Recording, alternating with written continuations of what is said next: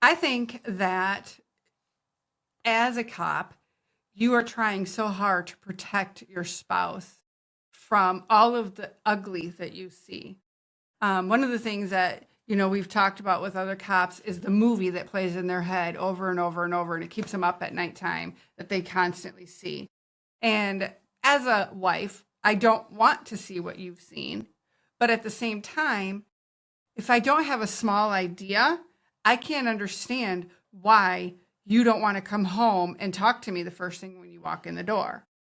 I don't understand why you just want to be left alone for an hour after you get home from work. Because my personality is I want to jump into your arms and be happy and excited that you came home safe. And you're going, don't touch me, leave me alone, let me have an hour, whatever it is. I don't want to hear what the kids did today. I don't want to do any of that. And like I said, the first year, it was very hard for me because I didn't understand that. And that's not who you were. You were always interested in what the kids were doing or what I was doing or whatever. At least you pretended to be. But anyway, I think that them going on a ride along with you is eye-opening to a wife to go, oh, I get it. I understand why he acts like that. And some of you wives or husbands don't want to do a ride along. But as a cop, if you're very adamant against the ride-alongs, don't close yourself up. Don't shut down and not communicate. I remember the first time you told me about a traffic accident or a pedestrian got hit by a car and, well, their brains were laying on the ground. And you said that we decided it was going to be a long night. We'll order pizza right on scene. And you were making jokes about the pizza and the brains on the ground. And I thought, you're disgusting. How could you possibly do that? That's gross. But I went on a ride along with you and I realized that humor is the only way for you to stay sane. For you to be able to look at that horrifying stuff and relate it back to something that's not horrifying. And I don't feel like I would have ever been able to understand that had I would not have gone on the ride-alongs with you. And I probably did, over your 26 years, I probably did over 20 ride-alongs, well over 20 ride-alongs. I betcha. Yeah, that's a fair statement. And after a while, I mean, there was even a time you had to call on the radio for me, right? I did. To get some help. did. Yeah, you sure did. Because your portable stopped working, and so I had to call out for you. And if you notice, she knows how to use the lingo too.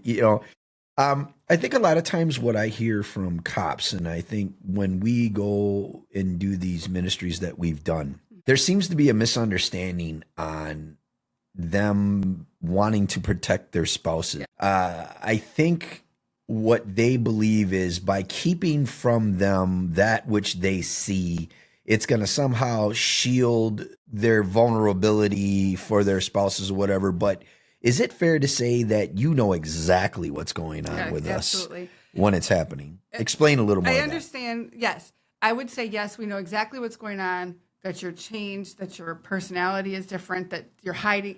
I wouldn't say hiding something, but you're keeping something inside. Like you're not letting it out. You're burying that away. You're trying to shut the movie screen off. And we know that because your whole body language changes, and there are times they'd say, what happened last night? Well, before I started doing ride-alongs, you never wanted to say what happened that night.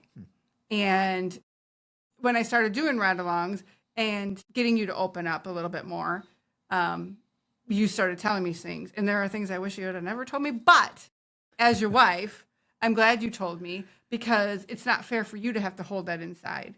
And even with like the whole pizza and things like that, that is all cop humor. And that is great for you mentally. But you also need that other side that goes, oh, that's disgusting or whatever. Or that poor guy or, to keep you on an even balance. And I think as your wife or your husband, for those who are married to men that are married to cops, that is your job, is to be a balance. In our marriage, I've always said to you, this is an equal opportunity marriage. Yeah. I always have said that to you. Yeah. And as a Christian, I believe you're the spiritual head of my household, but I also believe this is an equal opportunity marriage. And if I can't balance you out, then who's going to?